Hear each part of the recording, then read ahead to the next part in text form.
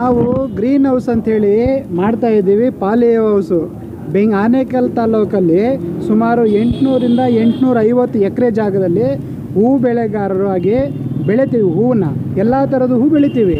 ಆದರೆ ನಮ್ಮ ದುರದೃಷ್ಟ ಏನೋ ನಮಗೆ ಗೊತ್ತಿಲ್ಲ, ಇಡೀ ಕರ್ನಾಟಕ ರಾಜ್ಯವೆಲ್ಲವ ಸೇಮ್ ನಾವೇನು ಹೂವು ರೋಸ್ ಇದೆಯಲ್ಲ, ಸೇಮ್ ರೋಸು ಪ್ಲಾಸ್ಟಿಕ್ ಥರನೇ ಬಂದಿದ್ದು. ಈ ಪ್ಲಾಸ್ಟಿಕ್ ಏನಾದರೂ ನಿಷೇಧ ಮಾಡಿದ್ರೆ ನಮ್ಮ ರೈತರ ಬದುಕನ್ನು ನಿಜವಾದ ಬದುಕು ಕಟ್ಕೊಳ್ತೀವಿ. ಇಲ್ಲ ಅಂತ ಹೇಳಿದರೆ ರೈತರ ಬದುಕು ಭಾಳ ಕಷ್ಟಕರ ಆಗುತ್ತೆ.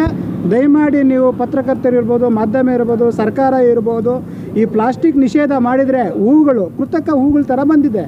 ಸೇಮ್ ಹೂವೇ ಪ್ಲಾಸ್ಟಿಕ್ ಹೂ ಥರ ಬಂದಿದೆ.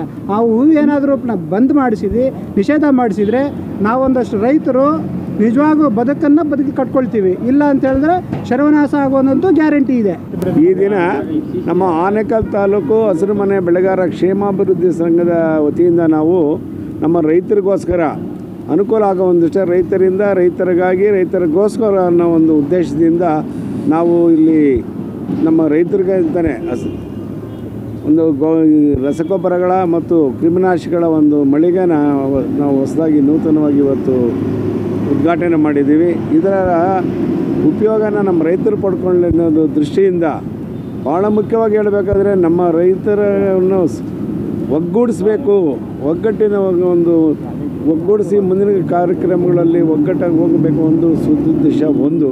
ಎರಡನೇದು ನಮ್ಮ ಸಂಸ್ಥೆಯಿಂದ ಈಗಾಗಲೇ ಸಾಕಷ್ಟು ನಾವು ತರಬೇತಿ ಶಿಬಿರಗಳನ್ನು ನಾವು ಸಾಕಷ್ಟು ಮಾಡಿದ್ದೀವಿ. ಒಳ್ಳೆಯ ವಿಜ್ಞಾನಿಗಳನ್ನು ಕರೆಸಿ ಅವರ ಕಡೆಯಿಂದ ಮಾರ್ಗದರ್ಶನ ಪಡಿಸಿದ್ದೀವಿ.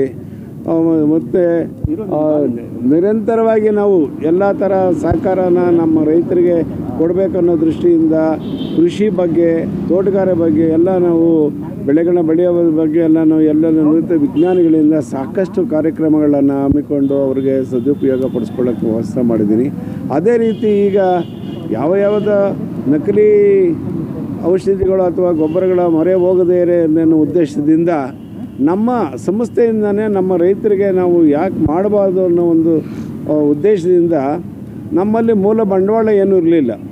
ಕೆಲವು ಜನ ಸುಮಾರು 30ರಿಂದ 40 ಜನ ಷೇರುದಾರರು ಇದ್ದರಷ್ಟೇ. ಈಗ ನಾವು ಒಂದು 250 ಷೇರುದಾರರನ್ನು ಕೂಡ ಹೊಂದಿದ್ದೀವಿ.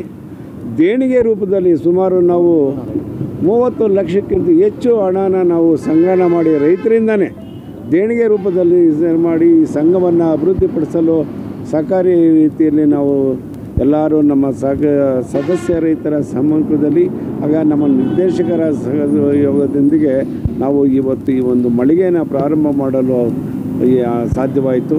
ಇದರಿಂದ ನಾನು ನಮ್ಮ ರೈತ ಬಾಂಧವರನ್ನೇ ಮನವಿ ಮಾಡಿಕೊಳ್ಳೋದೇನು ಅಂದರೆ, ಈ ಒಂದು ನಿಮ್ಮ ಸಂಸ್ಥೆ ನಿಮ್ಮದು, ಇದನ್ನು ನೀವು ಉಳಿಸು ಬೆಳೆಸಬೇಕಾದ್ರೆ ನೀವು ಇಲ್ಲಿ ಒಡನಾಟ ಇದ್ದು ಇಲ್ಲಿನ ವಸ್ತುಗಳನ್ನು, ಇಲ್ಲಿನ ಕ್ರಿಮಿನಾಶಕ ಅಥವಾ ಗೊಬ್ಬರಗಳು, ಇನ್ನೊಂದು ಭಾಳ ಮುಖ್ಯವಾಗಿ ಹೇಳಬೇಕು, ಹಸಿರು ಮನೆ ಎಲ್ಲ ಸಲಕರಣೆಗಳನ್ನ ನಾವು ಇಲ್ಲಿ ಮಾರಾಟ ಮಾಡಲು ಅನುಮತಿ ಪಡೆದಿದ್ದೀವಿ.